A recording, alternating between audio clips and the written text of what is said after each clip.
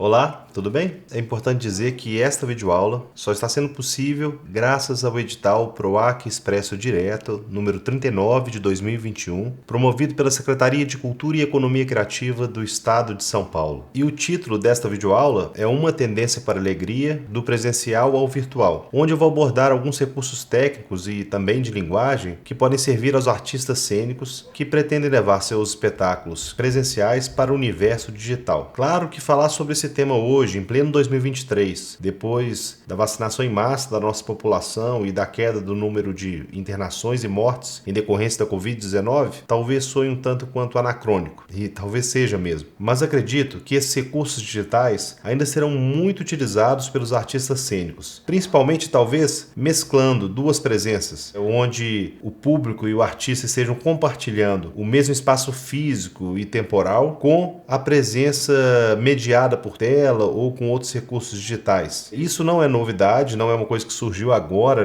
com essa pandemia. Já vem sendo explorado por vários artistas há algumas décadas, mas principalmente o que a pandemia fez foi fazer com que um número maior de artistas estivessem disponíveis e empenhados em desenvolver trabalhos nesse universo mediado por tela, nesse universo digital, recursos com a internet, utilizando até outras formas que não só o audiovisual. Tem espetáculos aí que surgiram através do WhatsApp. Claro que as possibilidades nesse universo são praticamente infinitas. E eu aqui não tenho a pretensão de dar conta de tudo e de todos os recursos, o que seria impossível realmente. Mas sim, quero estabelecer com você, meu interlocutor, um espaço sincero de troca, onde eu vou usar como objeto de análise e de estudo um espetáculo que eu dirigi, que se chama Uma Tendência para a Alegria, é da Companhia Cinco Cabeças de Belo Horizonte, companhia da qual eu sou integrante e fundador, e que em 2020 recebeu o convite do Sesc Ceará para transpor esse espetáculo para o universo digital. Feita essa introdução a respeito do tema da nossa videoaula, eu acho importante eu me apresentar para você. Eu sou Ronaldo Janotti, sou ator, diretor, produtor cultural e realizador audiovisual. Na parte técnica eu tenho experiência com operação de luz e som. Tenho 42 anos, sou paulista e também paulistano, pois nasci na capital, mas de família mineira eu cresci em Belo Horizonte, onde eu me formei em comunicação social, publicidade e propaganda e também em teatro. Estudei cinema, mas de forma livre. Fiz diversos cursos, oficinas, trabalhei em projetos de muitos amigos, filmes de curta-metragem, longa-metragem e também produzi os meus próprios filmes. Os projetos de cinema que eu trabalhei, em sua maioria, são projetos de baixo orçamento, para não dizer alguns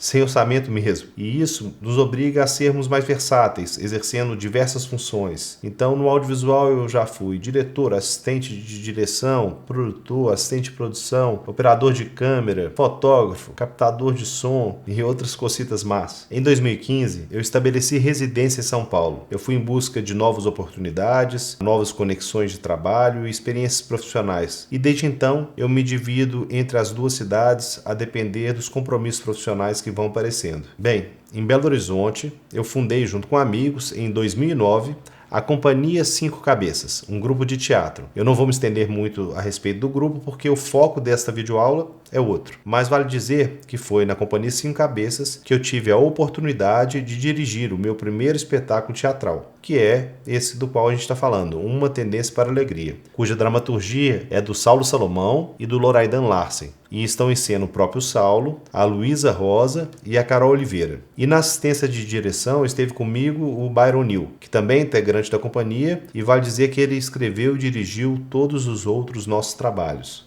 Bem, então agora eu vou falar um pouco dessa nossa experiência, que foi de levar esse espetáculo para o universo digital. Em meados de 2020, o Sesc Ceará entrou em contato conosco e nos convidou para fazer essa transposição. E eles nos colocaram algumas condições. A primeira delas é que o espetáculo obrigatoriamente deveria ser feito através da plataforma Zoom. Outra exigência era que os atores não se encontrassem para fazer o espetáculo. Então a gente não poderia, por exemplo, alugar um teatro, montar o cenário, ligar as câmeras ali e fazer uma transmissão ao vivo, uma live do espetáculo filmado. Não. A proposta deles era que cada ator estivesse estivesse em sua casa, né, com seus recursos, e a gente pudesse fazer esse trabalho dentro da plataforma Zoom. E já tinha alguns meses que eu vinha assistindo alguns trabalhos de colegas que estavam já se arriscando no universo digital e que eu vinha pensando como transpor os nossos trabalhos. O importante é dizer que eu vinha estudando alguns softwares que estavam à disposição, alguns programas e plataformas que poderiam viabilizar essa transposição. E um programa específico que eu já vim estudando, muito versátil, e é um software gratuito, um software livre, qualquer pessoa pode entrar no site e baixar, inclusive eu vou deixar aqui na descrição do vídeo o link para quem quiser, é o OBS Studio. O OBS Studio ele funciona como uma mesa de corte e de transmissão.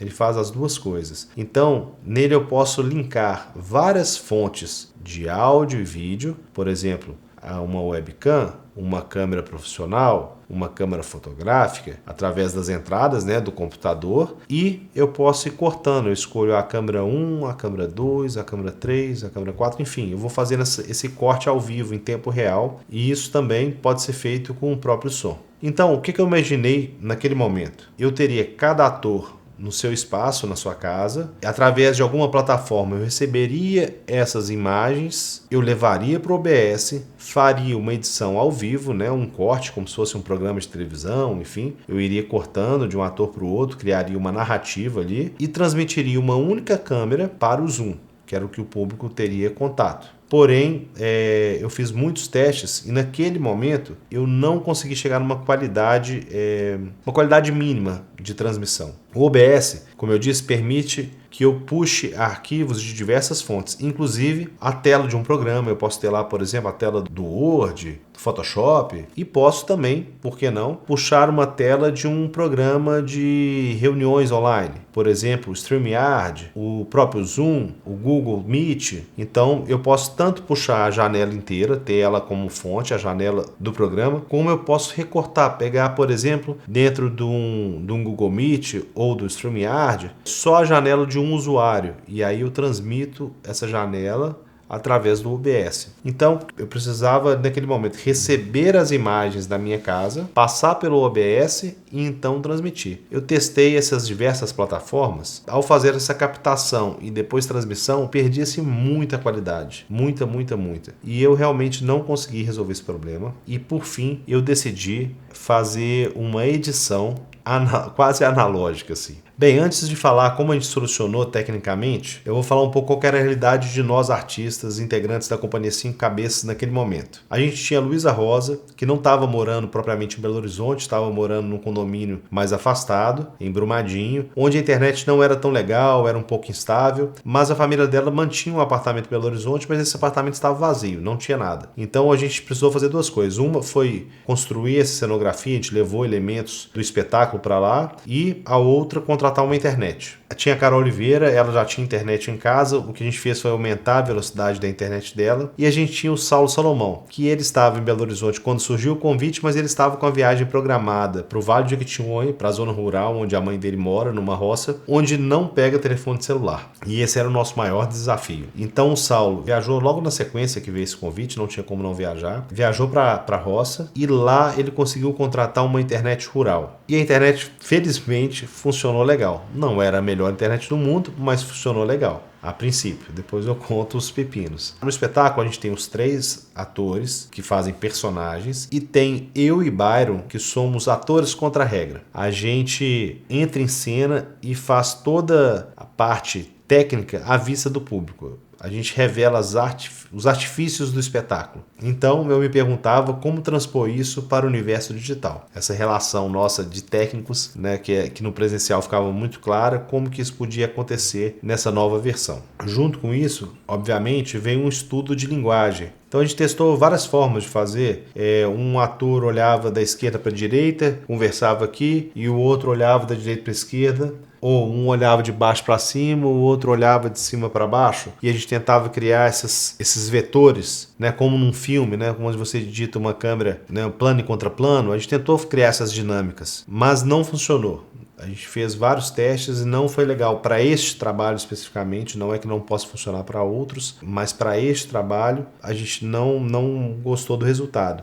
e no final a gente decidiu que a relação ia ser direto para a lente da câmera, onde os atores iam conversar, iam criar sua relação também pela câmera. Foi interessante porque no início do processo desse espetáculo, falava um pouco da solidão, eram 3 personagens que moravam debaixo do mesmo teto, mas tinham essa solidão, carregavam essa solidão. A gente chegou a fazer esse tipo de experimento, onde a relação entre eles seria através de telas. Na sala de ensaio a gente tinha, entre aspas, 3 televisões e eles conversavam sempre através dessas TVs e câmeras, entendeu? E aí foi interessante porque isso veio reverberar nessa experimentação do universo digital. E aí, como eu disse, eu usei o OBS, mas não para fazer cortes entre os personagens. Eu usei o OBS para fazer alguns cortes, para entrar com algumas telas de aviso, mas isso dentro da minha transmissão, porque aí a gente tinha os 3 atores e eu na minha casa fazendo essa parte técnica. Então, através da minha câmera, eu criava essa dinâmica dentro do OBS, porque aí eu não perdia qualidade. Subia aviso, subia algumas imagens, eu tinha vídeo gravado, o espetáculo foi todo feito ao vivo, porém tinha um momento que entrava um vídeo previamente gravado de um dos personagens, enfim. E isso eu conseguia fazer através da minha câmera. Mas, como que eu fiz a edição desse espetáculo? Eu disse que foi meio que de forma quase que analógica, mecânica, e foi. E aí vale falar outra coisa. Tanto eu, quanto o Byron, quanto o Saulo, trabalhamos com audiovisual também. E naquele momento, o Saulo viajou para a roça, levando uma câmera que ele tinha pegado emprestado, uma câmera antiga, uma Panasonic GH2, uma câmera fotográfica, mas que também tem saída HDMI. Eu tenho meus equipamentos e o Byron tem os equipamentos dele. E nós 2 estávamos em Belo Horizonte. E aí, o que a gente fez? O Byron ficou encarregado de, com muito cuidado, ir na casa da Carol Oliveira, da Ana Carolina Oliveira, e montar o set lá. Montar a câmera, etc., microfone, com o equipamento dele. Eu fiquei de levar essa estrutura para o apartamento da família da Luísa. Mas quem operou, quem ajustou, foi o namorado da Luísa, que é o Amitem, que nos ajudou muito, que ficou por trás da câmera.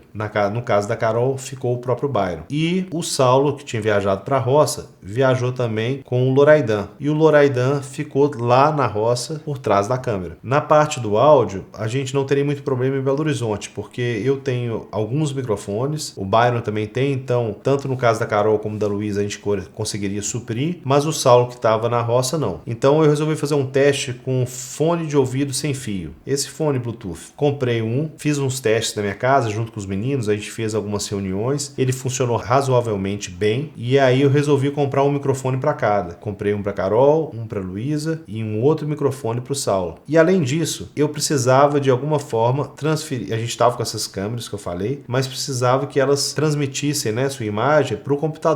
E eu não sei se você sabe, os computadores têm HDMI, mas o HDMI do computador não é um HDMI de entrada, ele é só saída, né? Então você consegue ligar um segundo monitor no computador, etc, mas você não consegue dar a entrada. E aí a gente conseguiu, o Byron pesquisando, encontrou um rapaz em Belo Horizonte que vendia isso aqui, que é um adaptador USB, aqui é de um lado é USB, para HDMI. Então transforma a porta USB do seu computador, né, a entrada USB, em uma entrada HDMI, e era o que a gente precisava. Então a gente comprou 3 placas dessa naquele momento, não, 4 placas dessa. Ficou uma comigo, uma no apartamento da Luísa, um para Carol, e o outro a gente mandou junto com fone de ouvido pelos correios para o Saulo. E quase que esse equipamento não chega a tempo para o Saulo. Por muito pouco, teve uma greve dos correios na época, enfim, foi um caos. Mas felizmente o material chegou. E aí como que eu fiz essa edição ao vivo, esses cortes ali, se eu não estava usando diretamente o OBS para comandar tudo? Eu contei com a assistência das pessoas que estavam com os atores. No caso do Saulo, ele estava com o Loraidan. Então o Loraidan ficava na câmera e no computador, ativando e desativando a webcam não, desculpa, a câmera. No caso da Luísa ficou o Amitem, que era o namorado dela. Ficou também na câmera e no computador. E no caso da Carol, ficou o Byron fazendo esse comando. E como que a gente se comunicava? Eu criei um grupo no WhatsApp, onde eu conversava com cada, eu vou chamar de técnico, com cada técnico. E aí eu ia falando, né, Byron, abre câmera. Amitem, fecha a câmera. E assim por diante. Dirigindo o Byron, o Amitem e o Loraidan. Abrindo e fechando câmera. Óbvio que teve ensaio, mas eu dava esse comando ao vivo, pegando o time. Prepara para fechar a câmera. 1, 2, 3, fechou. E com isso eu ia construindo a narrativa com essa edição artesanal ou manual. E aí, fazendo o espetáculo, né, não só ensaiando, mas a gente fez 3 apresentações, eu fui construindo, né, até chegar no último dia, uma dinâmica com eles, que era o seguinte: começava o espetáculo, parecia que os atores estavam sozinhos naquele seu universo, que não tinha ninguém auxiliando. E lá no final, a gente fazia com que os técnicos entrassem em cena, eles apareciam, parecia um erro, assim. Foi a forma que eu encontrei para simular o que acontecia no presencial, dentro do teatro, com a minha presença e do Byron no palco, através da tela. E foi muito curioso porque a gente ia revelando essa técnica aos poucos, assim. Então, inicialmente parecia um erro. E as pessoas, ué, aconteceu tal coisa. Nossa senhora, apareceu a mão de alguém. Putz, apareceu as costas. E aí depois, eu acho que ficava claro, não sei se ficou para todo mundo, quando eles estão de corpo inteiro já assumindo ali à frente da câmera, que era proposital. E outra coisa que eu tentei fazer foi criar algum tipo de conexão direta com o público. Eu achava que simplesmente transmitir sem nenhum tipo de relação com o público era melhor a gente filmar antes, editar e fazer um falso ao vivo. Mas já que era ao vivo, eu queria de alguma forma tentar criar alguma ponte direta com o público, e isso a gente conseguiu fazer. No nosso espetáculo presencial existe um grau de interatividade até bastante interativo. Então na versão digital, no início do espetáculo, a gente pegava os nomes das pessoas que estavam no público e, através do WhatsApp e dos técnicos, eu passava algum nome de público para os atores, porque os atores não estavam vendo a sala do Zoom, né? Eles não tinham acesso à sala do Zoom. Então eu passava pelo WhatsApp, em algum momento que o microfone estava fechado, o técnico passava para o ator ou para a atriz, falava fulano de tal. E aí na cena ele citava o nome daquela pessoa, trazendo aquele espectador para dentro da cena. Inclusive, em determinado momento, o espectador era convidado a abrir a câmera e realmente interagir com o personagem. E isso foi uma experimentação que eu acho que foi válida, porque a gente mantinha um pouco do frescor do ao vivo, sabe? Do contato direto. A copresença ficava nítida ali entre espectador, a copresença temporal, pelo menos, né? E no espaço virtual, não no presencial. Ficava nítido, e eu acho que isso aproximava o público dos atores. E aí aconteceu uma coisa que nos tirou completamente o chão. A gente combinava que se desse algum problema técnico, eu entraria em cena e assumiria o problema, conversaria com o público, enfim. Mas a gente não queria que isso acontecesse. Mas aconteceu. Um belo dia, acho que foi no segundo ou no terceiro dia, a internet do Saulo, a internet rural, chegava via antena, caiu. Pá! E o Saulo, de repente, travou na tela e depois desapareceu. E ficou em suspensão um tempo. As atrizes tentaram improvisar. Eu pedi para fechar a câmera delas e eu entrei em cena. Eu abri uma tela, eu já tinha uma tela de aviso de problema técnico, e entrei com a minha voz pedindo desculpa, que a internet do ator tinha caído e que a gente estava tentando retomar essa conexão. Nisso a gente botou, acho que uma música, pediu para o público ter uma paciência, de se levantar, se quisesse beber água e tal, mas que voltasse. Foi muito interessante, que demorou um tempo para voltar, não lembro se 5 ou 10 minutos, mas parecia uma eternidade, e é uma eternidade, né, nesse mundo digital. Enfim, ninguém tem paciência para nada, mas a gente conseguiu manter. A gente estava com mais de 100 pessoas, salvo engano, na sala, 100 e poucas pessoas, e elas voltaram. Mas o maior aperto que a gente passou é que sem a internet do Saulo, a gente não tinha comunicação com ele, porque lá não tinha sinal de telefone. Então o meu WhatsApp, meu contato do WhatsApp com o Loraidan caiu também. Não fazia a mínima ideia se a internet voltaria ou não. E agora, eu tinha um plano B. Como eu tinha a filmagem do dia anterior, caso ela não voltasse, eu ia dar play no espetáculo através do meu computador e ia tocar um espetáculo gravado a partir dali. Eu não deixaria o público sem um final, sem um desenrolar da história. Mas essa era a última opção, né, que a gente faria. E aí, felizmente, a internet voltou. Eu consegui primeiro contato com o Loraidan através do WhatsApp, que é mais leve, e na sequência ele abriu câmera, e a plateia foi muito legal, foi até emocionante, assim, a plateia comentando depois conosco, enfim. Foi uma experiência que nos trouxe muita insegurança, mas foi muito legal. Acho que vale citar alguns outros recursos que eu tinha ali e como eu trabalhei dentro da minha casa. Eu trabalhava com 2 computadores. Um eu utilizei só como uma mesa de som virtual, onde eu fazia uma pré-mixagem de algumas coisas, conseguia testar o volume, mexer no volume da trilha sonora, porque a trilha sonora tinha que entrar através do meu usuário. E o Zoom tem uma limitação, uma condição técnica, que é escolher o microfone de quem vai ser privilegiado. Então, por exemplo, quando você tem 5 pessoas com o microfone aberto, enquanto eu estou falando, ele dá uma abaixada na captação dos outros. Se entra um segundo microfone, ainda ele consegue transmitir 2 microfones, mas a partir de 2 já fica bem prejudicado. 3 microfones, por exemplo, ao mesmo tempo, já embola demais, você não entende muito bem o que está falando. Então eu tinha que fazer uma transmissão da trilha sonora sem prejudicar a fala dos atores, né? Quando tem música com fala. E aí eu ficava fazendo essa parte de áudio em um computador e o outro eu só usava para os cortes com o OBS, né? E para mudar as telas, enfim, da minha transmissão, né? Do que ia na minha câmera. E ainda eu tinha um terceiro computador que ficava a minha companheira, Mariana, ela ficava assistindo para me dar um retorno de como estava o som. Porque o que eu escutava na transmissão é diferente do que estava chegando. Se estava fora de sincronia, ou estava muito alta a música, estava abafando a fala do ator. E obviamente isso tinha um atraso, né? Até eu transmitir e chegar nela, tinha um atraso, um delay. Mas eu conseguia ir ajustando ali ao vivo. Então você fala, a trilha está muito alta, abaixa. Aí eu ia dar uma baixada, passava alguns segundos, a trilha baixava ali para todo mundo. Isso foi uma forma de eu conseguir minimamente ter um retorno. E outro recurso que a gente usou que foi interessante também, no caso da Luísa, é que eu tinha a câmera principal dela e eu usava também um celular como uma segunda câmera. E a gente tinha um software que chama Irium, salvo engano, que transformava o celular dela como se fosse numa webcam. E aí eu conseguia, através do próprio Zoom, passando para o Mitem, abre a segunda câmera. Ele alternava entre a câmera principal, que estava filmando, essa câmera de vídeo profissional que a gente estava usando, e a câmera do celular que ela usava em 2 cenas, assim, que ela saía do enquadramento da câmera principal e ia para debaixo de uma mesa ali, que é um universo que existe nesse espetáculo dentro do teatro.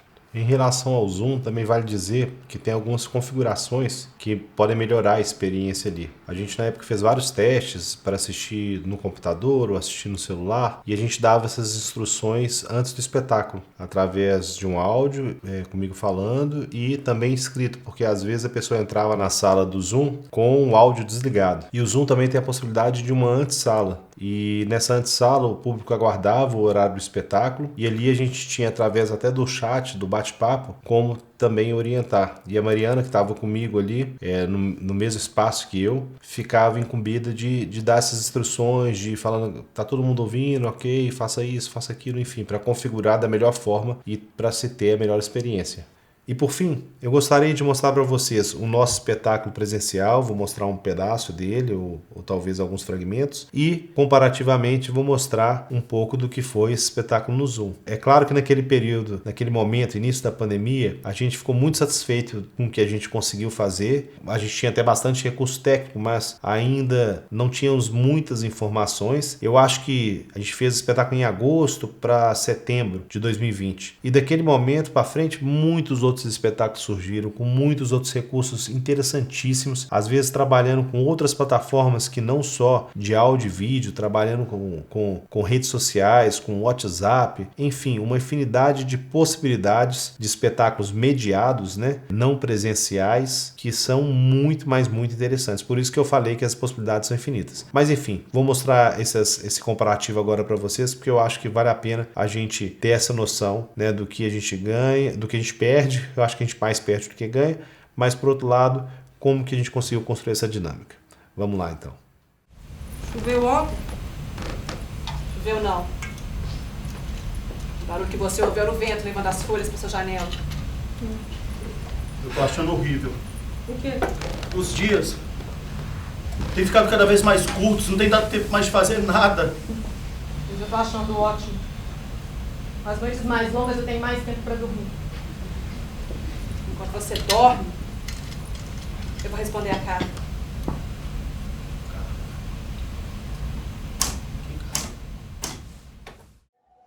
Eu tenho tanta coisa para fazer, tanta coisa, tanta coisa.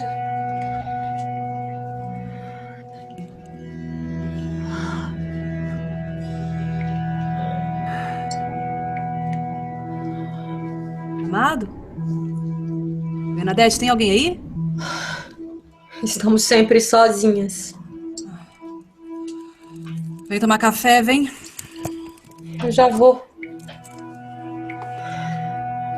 Quem foi que diz que Deus existe? Tem umas coisas pra fazer na rua e eu desço e tomo café. Alguém me arruma uma aspirina? Depois do café eu levo aí pra você. Quantos dias você não levanta dessa cama, hein? Você já arrumou o vazamento da pia? Vazamento? Não tem vazamento nenhum.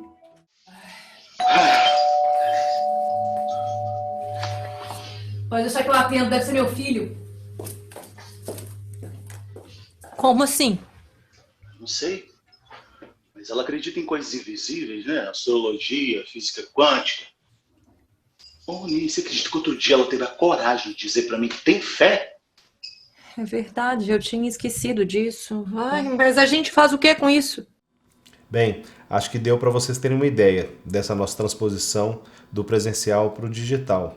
E é claro que, se tratando de uma transmissão, a gente tem algumas questões a serem pensadas assim. A primeira coisa é em relação aos equipamentos. Óbvio que quanto melhor a sua câmera, quanto melhor o seu microfone, melhor você vai conseguir captar imagem e som.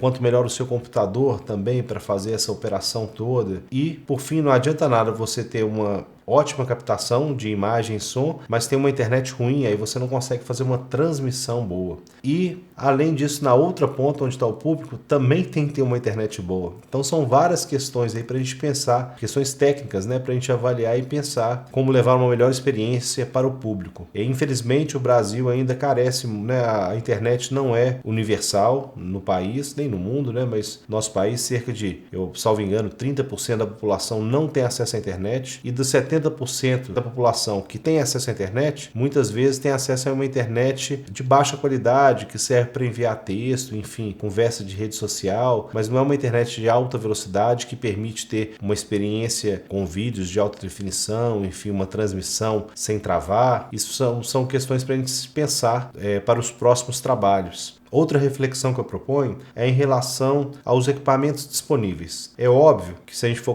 fazer um comparativo de hoje com 10, 20, 30 anos atrás, a gente tem equipamentos muito mais acessíveis, com uma excelente qualidade. Hoje, com um celular, às vezes você tem uma qualidade de imagem, de som infinitamente superior a muitos equipamentos profissionais do passado. Mas, vendo vários espetáculos aí durante a pandemia, eu pude observar que, muitas vezes, excelentes espetáculos tinham diversos recursos tecnológicos maravilhosos que traziam uma boa experiência para o público, mas outros que tinham poucos equipamentos, poucos recursos tecnológicos, também conseguiam trazer uma excelente experiência para o público. Então, o que eu proponho é que você trabalhe no limite das suas possibilidades, com os recursos que você tem, e muitas vezes transforme a sua suposta precariedade numa linguagem, né, em algo que você possa aproveitar no seu trabalho. Eventualmente, você não tem como captar um som de uma forma muito límpida e com qualidade, por que não fazer um trabalho que não tenha fala, por exemplo, que vai ter só trilha sonora? Enfim, transformar essa precariedade em linguagem e trazendo talvez uma maior potencialidade para o seu trabalho. E eu fiz essas experimentações até meados de setembro de 2020, e aí cerca de uma semana ou 15 dias depois da nossa última apresentação nesse projeto, eu me tornei pai, nasceu meu filho, e aí eu mergulhei de cabeça nesse universo da paternidade, que é uma delícia, mas eu não tive mais tempo e disposição de fazer outras experimentações. Porém, ano passado, em 2022, eu tive a oportunidade de fazer uma formação em teatro digital, promovida por uma produtora lá de Belo Horizonte, que se chama Rubim Produções, em parceria com vários professores do UFMG, cuja coordenação pedagógica desse curso foi feita pela Mariana Muniz, que é uma professora da Escola de Belas Artes do Teatro lá da UFMG. Foi muito bacana porque eu pude ver a infinidade de possibilidades que o universo digital propicia. Além do mais, foi interessante conhecer o trabalho de vários artistas que já vinham pesquisando essas possibilidades há várias décadas. É uma coisa que não nasceu agora na pandemia, nem vai terminar pós-pandemia. Como eu disse no início da videoaula, eu acredito que, pela intensidade que foi feita feito agora, a quantidade de pessoas experimentando essa linguagem e de fato, né, se desenvolveu muito rapidamente, ainda vai se desenvolver mais, vai continuar sendo usada, obrigando até inclusive os profissionais de TI, enfim, desenvolvedores de softwares, a adaptar esses recursos, essas ferramentas para o nosso ofício. E isso